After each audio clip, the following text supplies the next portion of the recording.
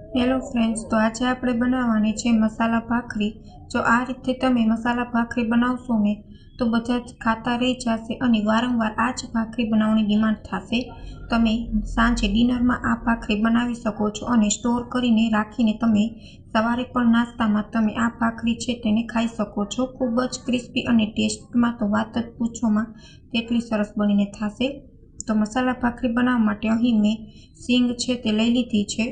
અહીં મેં સિંગના દાણા લીધા છે। હવે તેમાં મીઠો લીમડો, આદું અને મરચું ચડિયાતું રાખીને તેને ખાંડી લીધું છે।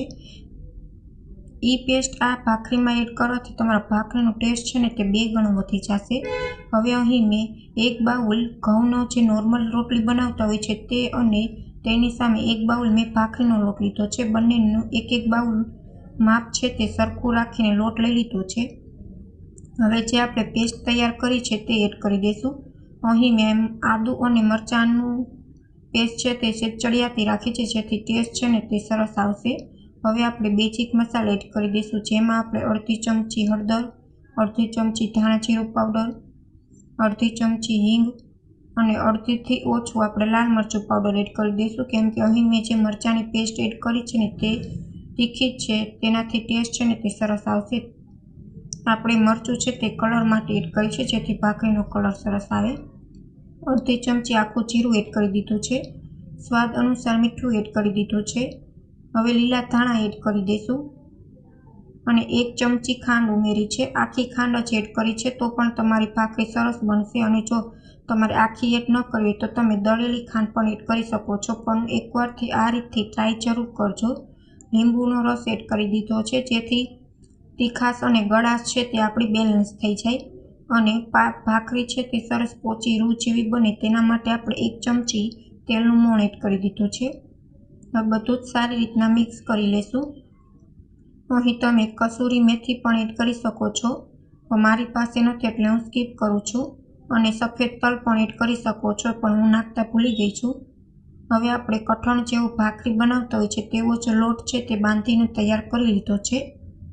હવે આપણે આ લોટના નાના નાના લોહી કરી લઈશું। આટલા લોટમાંથી નાની નાની સાઇઝમાં 3 ભાખરી બનીને તૈયાર થશે। અહીં આ લોટના મેજરમેન્ટથી મારે 2 લોકોની ભાખરી બનીને તૈયાર થશે।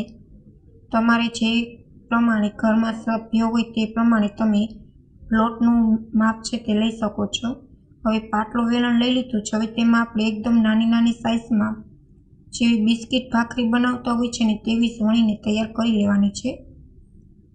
ભાખરી છે તે જાડી રાખવાની છે જેથી તેનો ટેસ્ટ છે ને તે સરસ આવશે। અંદરથી સોફ્ટ અને ઉપરથી ક્રિસ્પી એટલી સરસ ભાખરી છે તે બનીને તૈયાર થશે। તો અહીં મેં ભાખરી વણીને તૈયાર કરી લીધી છે। હવે આવી રીતના તવો લઈ લીધો છે। હવે તવો ગરમ થાય ત્યાર પછી તેમાં આપણે ભાખરી છે તેને આપણે ચોળવી લેશું।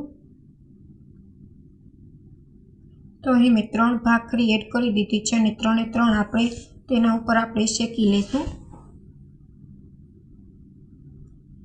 હવે થોડીક આવી રીતના ડિઝાઇન થઈ જાય ત્યાર પછી આપણે આવી રીતના પલટી દઈશું અને ગેસની ફ્લેમ એકદમ મીડિયમ રાખશું જેથી ભાખરી છે ને તે ઉપરથી ક્રિસ્પી અને અંદરથી સરસ પાકી જાય।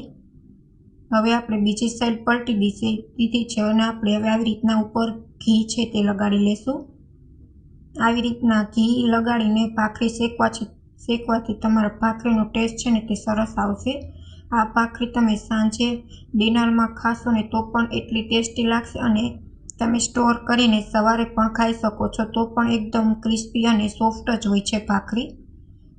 તમે આ ભાખરી જ્યારે તમે બહાર ફરવા જાઓ કે ટ્રીપ પર જાઓ ત્યારે પણ તમે આ ભાખરી બનાવીને લઈ જશો ને તો તમારી ટ્રીપની મજા છે ને તે 2 ગણી વધી જશે। તમે બહારનું પણ ભૂલી જશો ને એટલી સરસ આ ભાખરી છે તે ટેસ્ટમાં બનીને તૈયાર થાય છે। હવે બીજી સાઈડ પલટીને આપણે બીજી સાઈડ પણ ઘી છે તે એડ કરી ચોપડીને આપણે ભાખરી છે તે ક્રિસ્પી થાય ત્યાં સુધી તેને શેકી લેશું। ગેસની ફ્લેમ એકદમ મીડિયમ રાખવાની છે।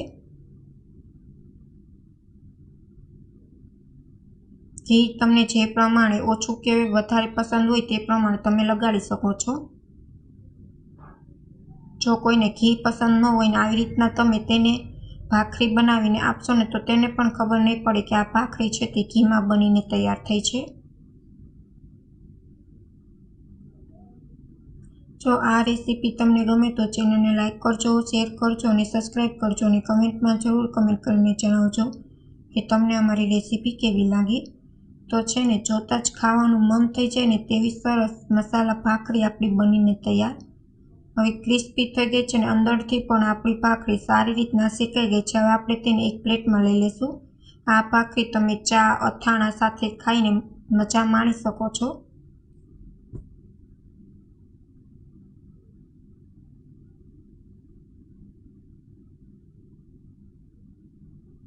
Thank you for my watching video.